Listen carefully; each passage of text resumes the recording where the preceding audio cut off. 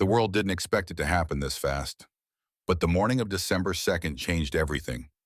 People opened Netflix like any normal day, We're scrolling for losing. something to watch, until one title pulled them in like a magnet. Sean Combs, The Reckoning. 4 parts, 4 hours. And within minutes of release, the internet exploded. Viewers weren't watching a documentary.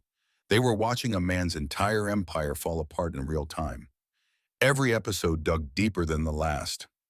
Secret recordings, unseen hallway footage, terrified interviews from people who had never before shown their faces, and moments so dark the world began asking one question: how did all of this stay hidden for so long? Clips spread like wildfire on TikTok. Hashtags hit millions on X. Newsrooms scrambled to piece together timelines because nothing about this felt like entertainment. It felt like evidence. Real, heavy, undeniable evidence. And while fans were still trying to absorb what they were seeing, something else began happening quietly behind the scenes. Cassie Ventura's legal team started making moves. Law firms lit up with calls. Prosecutors began reviewing timestamps. And every new clip that caught fire online made one thing painfully clear. The Reckoning wasn't just a documentary, it was a detonator.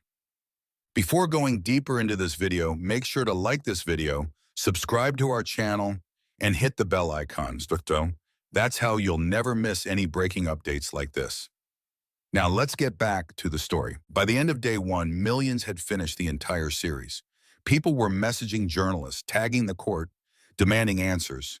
The sheer volume of unseen material, the call recordings, the private messages, the whistleblower testimony, created the kind of pressure that judges can no longer ignore.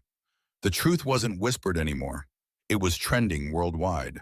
And as the world kept replaying every frame, something began to shift at the highest level of the justice system. A shift that would drag Sean "Diddy" Combs out of his 50-month sentence and push him toward the one judgment he spent his life trying to outrun: a life behind bars. The deeper people went into the reckoning, the more disturbing the discoveries became. Episode 2 wasn't just storytelling. It was a timeline carved out with receipts. Old hotel hallway footage suddenly matched long whispered rumors. Private studio recordings captured voices shaking with fear. A former insider, face blurred and voice altered, described nights that felt like traps you could never escape. Viewers paused, rewound, replayed, because every clip felt like a puzzle piece sliding into place after years of confusion. And then came the phone calls. Real calls. Voices arguing, panicking, planning, covering, denying. For the first time, the public wasn't hearing vague allegations. They were hearing tone, emotion, desperation. You could feel the room get colder when the documentary revealed timestamps that lined up perfectly with old police reports. Even critics who defended Diddy for years suddenly went silent, unsure how to explain footage that clearly wasn't fabricated. Episode 3 dug even deeper, and that's when the shock hit a different level. People who vanished from the industry years ago suddenly reappeared through recorded interviews, finally revealing why they disappeared. Threats, fear, manipulation, pressure, and watching them speak, their hands shaking, tears pooling, made one thing painfully clear. The truth had been waiting for a moment like this. A moment where the entire world was watching at once, and nobody could bury the story anymore. Even Diddy's most loyal supporters started questioning everything. Forums lit up, podcasts shifted tone, old clips resurfaced where celebrities hinted at parties nobody wanted to attend, or contracts that felt more like prison sentences. Suddenly, those comments weren't jokes. They were warnings we all ignored. But the moment that truly flipped the internet was the metadata. Netflix investigators revealed digital markers, location points, device IDs, the kind of technical verification that makes evidence courtroom ready. Lawyers across the country began tweeting that this wasn't just a documentary, it was a prosecution file disguised as entertainment.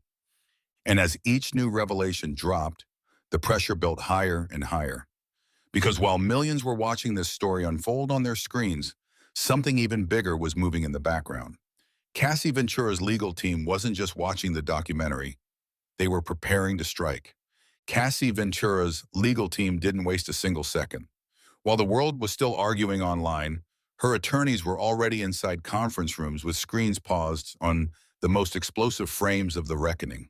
They had seen these patterns before, but never packaged so clearly, never backed with timestamps, metadata, and voices that aligned with everything Cassie tried to warn the world about years ago.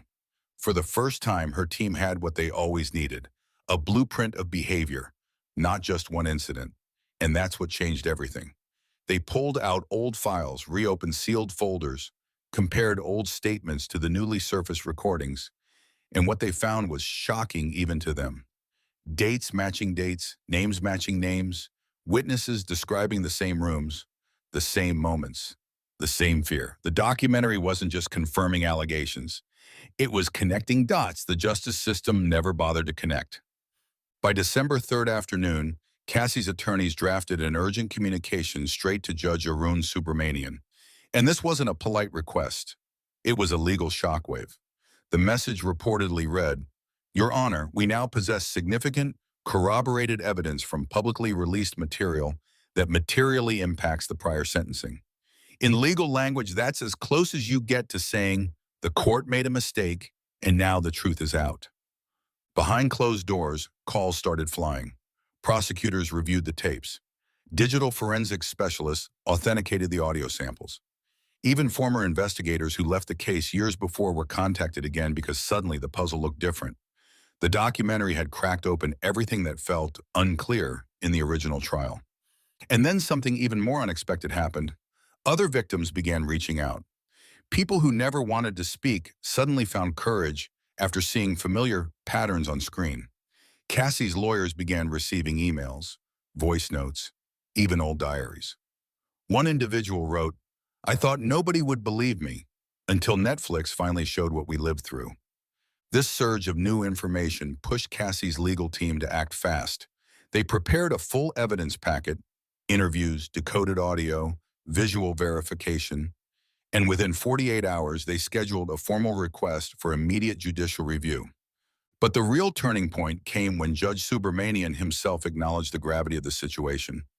He reportedly reviewed key segments of the documentary and required his clerks to source untouched copies of the digital files shown on screen. For a federal judge to move this quickly, it meant one thing. The documentary didn't just raise concerns, it raised legal obligations. And as Cassie's team prepared their final submission, the courtroom energy began shifting. You could feel it in the statements, in the whispers, in the urgency. Everyone knew something massive was coming, something Diddy and his defense team were completely unprepared for. Because this wasn't just a documentary reaction. This was the moment the justice system realized it might have sentenced the wrong man too lightly. And now the world was demanding an answer. The media didn't just react to the reckoning, it detonated. By December 4th, every major network in America had shifted its programming. CNN brought in legal experts, ABC interrupted regular broadcasts, Fox News questioned how this documentary wasn't shown to the jury years ago, and social media turned into a 24-hour festival of shock, outrage, and revelation. The clips were everywhere, stitched into TikToks, dissected in podcasts, slowed down on YouTube breakdowns, and debated in late-night panels. But what made things spiral wasn't the entertainment coverage. It was the legal framing. Top analysts began calling the documentary a historic evidentiary event. One attorney said on live TV, "If even half of what Netflix compiled is authenticated, it is enough to trigger a full judicial reconsideration." Courts don't reopen cases based on vibes, but this wasn't vibes. This was digital forensics, verified witnesses, uncut audio, decade-old receipts, and disappearing victims now resurfacing with the exact same stories. The pressure became so intense that by late evening on December 5th, SDNY's press office was flooded with public inquiries. People weren't just watching, Bell, they were demanding justice. Protesters gathered outside the courthouse holding signs that read, "No more silence, investigate everything, and where was this evidence before?" The courthouse steps felt like a reenactment of major civil rights protests, except this time the target was a once untouchable music mogul. Inside the legal world, the conversation was even more serious. Prosecutors who previously felt limited by the constraints of the original trial now privately admitted that the reckoning had revealed threads they didn't know existed. A senior federal analyst said, "This documentary didn't show new crimes. It showed the structure behind the crime." That one line traveled through every newsroom, fueling the belief that the original 50-month sentence wasn't just light, it was dangerously insufficient. And meanwhile, Diddy's name became radioactive. Brands cut ties. Industry friends unfollowed him overnight. Even celebrities who once partied with him were now distancing themselves, issuing cautious statements like, "If these stories are true, we stand with the victims." The ripple effect was unstoppable. Judge Arun Subramanian monitored the situation closely. Federal judges aren't supposed to react to public pressure, but they are required to respond when new evidence emerges and the integrity of a sentence comes into question. And that's exactly what was happening. The judge quietly held internal meetings, reviewed Cassie's legal submission, examined early forensic reports, and sent out an unmissable signal. The court is preparing to act. By December 6th, news anchors were openly speculating that SDNY might do something unprecedented, reopen a sentencing decision in response to evidence revealed in a global documentary. Comment sections erupted, people saying, "This ends him, he's done, life sentence incoming." The world didn't know it, but that energy was already building into something massive, something that would pull Diddy out of his 50-month term and throw him straight into the darkest chapter of his life. By the night of December 6th, New York felt electric, like everyone sensed something was coming. And then, early Sunday evening, the alert went out. SDNY has scheduled an emergency hearing for Monday, December 8th at exactly 9 a.m. No details, no explanations, just a time and a command. And in the legal world, an emergency hearing is never casual. It's a sign that something urgent, something heavy, something potentially historic is about to unfold. Phones across Manhattan lit up. Reporters scrambled to rearrange schedules. Defense attorneys rushed to their offices. Prosecutors pulled up case files that had been gathering dust since the sentencing. And somewhere inside MDC Brooklyn, a federal marshal quietly informed Sean Diddy Combs that he was being transported to court first thing in the morning. Witnesses later said Diddy didn't speak. He just stared forward, as if he already knew this wasn't a routine check-in. This was judgment coming back for him. By dawn on December 8th, the courthouse was surrounded. News vans lined the streets. Helicopters hovered overhead. People who watched the reckoning over the weekend showed up holding notebooks, hoping to catch even a whisper from prosecutors. Security was tighter than any regular hearing. Marshals formed a perimeter and kept whispering into radios. Something big was happening, and everyone could feel it. Inside the courthouse, the energy was suffocating. We're losing. Diddy's defense team arrived early, flipping through files they barely had time to prepare. Mark Agnafilo looked tense, his jaw tight, his eyes scanning every hallway like he was bracing for a punch he couldn't avoid. In a separate room, federal prosecutors laid out their materials: USB drives, printed transcripts from the documentary, digital forensics reports, statements from Cassie's team, and several classified documents sealed inside red folders. And then came the moment that shifted the entire morning. A clerk stepped out with a message that traveled through the hall like a shockwave. The judge will be reviewing all new evidence submitted in relation to Netflix's The Reckoning. That sentence alone froze the building. For a judge to openly acknowledge a documentary as evidence? That meant the court believed there was more truth in those 4 episodes than in Diddy's entire defense narrative. As the clock hit 8:59 a.m., the courtroom filled to capacity. Lawyers whispered frantically. Journalists held their breath. Even the air felt heavier. And then, at exactly 9 a.m., the door behind the bench opened, and Judge Arun Subramanian stepped inside with a stack of files under his arm. He didn't smile. He didn't greet anyone. He simply sat down, adjusted his glasses, and said 6 words that would rewrite the future. "Let's begin. Bring in the defendant." The room turned silent. Marshals opened the side door, and Sean Diddy Combs, once the king of hip-hop, was walked into a courtroom that no longer saw a superstar, but a man standing on the edge of a sentence that could erase the rest of his life. The tension inside that courtroom didn't just rise.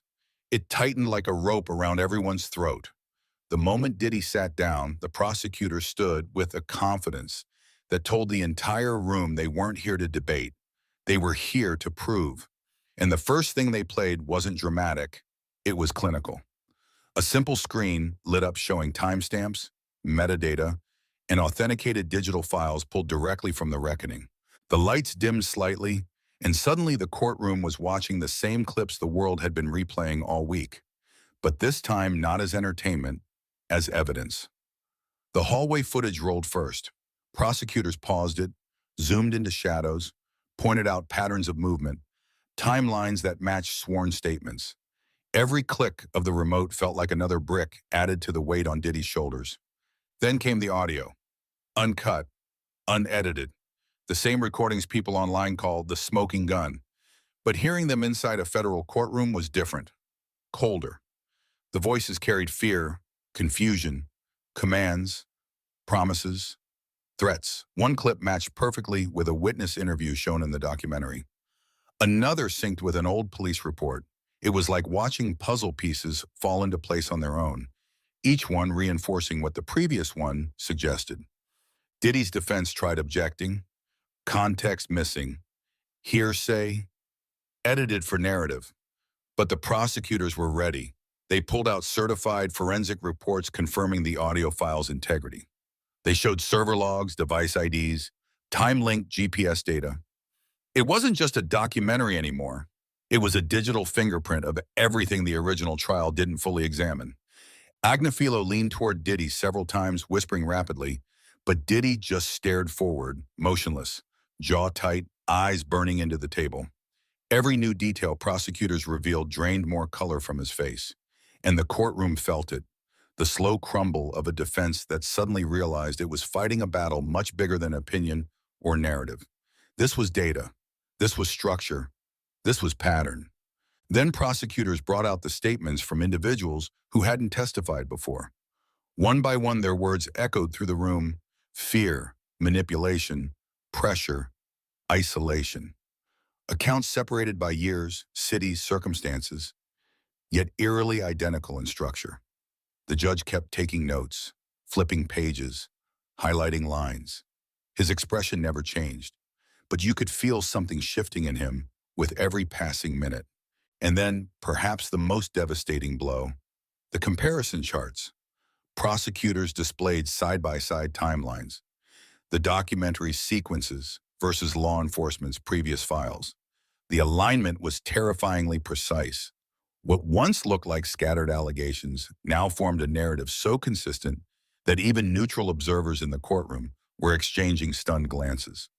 By the end of the presentation, the room felt exhausted, not from boredom, but from the weight of what had been shown. The prosecutors had done something rare. They had turned a Netflix documentary into a forensic roadmap. A roadmap pointing directly toward patterns of behavior that the original 50-month sentence did not come close to reflecting. And Diddy knew it. The courtroom could see it in his eyes, the dawning realization that this wasn't just a review. This was the beginning of something far more devastating. Something that wasn't going to let him walk out with a sentence he once thought he could survive. Judge Arun Subramanian sat perfectly still for a long moment after the prosecutors finished. The courtroom was dead silent. No whispers, no shifting chairs, not even the hum of a phone.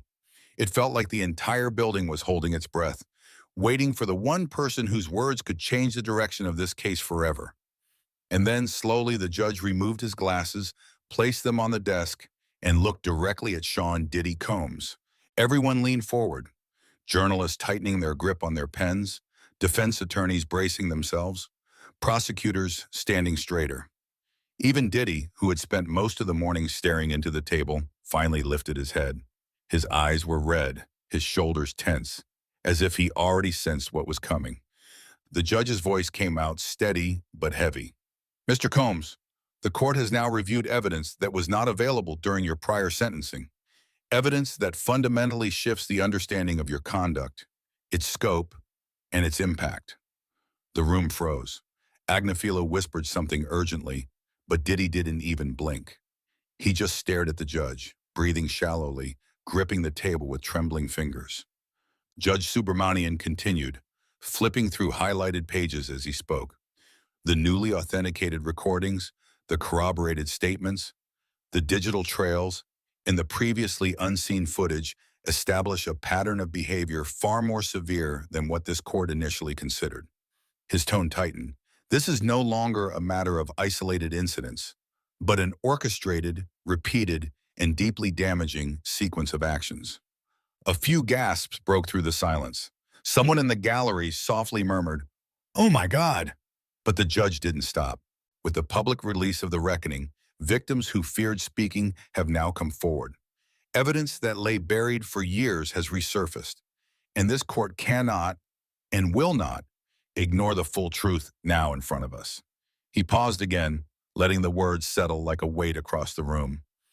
Diddy's chin dropped to his chest. His breathing quickened. His hands shook violently under the table. The judge looked directly at him again. "Mr. Combs, the 50-month sentence previously imposed no longer reflects the gravity of your offenses." Agnifilo jumped to his feet. "Your Honor, respectfully, we object." But the judge held up a hand, stopping him mid-sentence. This court has a duty to protect the integrity of justice, and justice cannot exist when a sentence fails to account for the full scope of harm. The room turned painfully still, like time itself refused to move. And then the words came, the words that changed everything. Effective immediately, this court elevates your sentence to life imprisonment. The air was sucked out of the room. Someone cried out. Someone else dropped their notebook. The shock didn't ripple. It exploded. Diddy tried to stand, but his legs buckled. His face collapsed into pure terror. His mouth opened, but no sound came out. Only a choked breath. Marshall stepped forward instantly, moving around him as Agnifilo shouted, Your Honor, we request." But the judge had already spoken, already sealed the outcome. Cassie's legal team, sitting in the second row, lowered their heads. Some wiped tears. Others just stared at the judge in disbelief. Outside the courtroom, reporters sprinted toward cameras, phones, microphones, trying to break the news before anyone else. Inside Diddy's world, the fame, the power, the control, the illusions collapsed in a single moment. The turning point wasn't just the judge's decision. It was the realization that the reckoning hadn't just exposed secrets. It had rewritten the law's understanding of Sean Combs forever.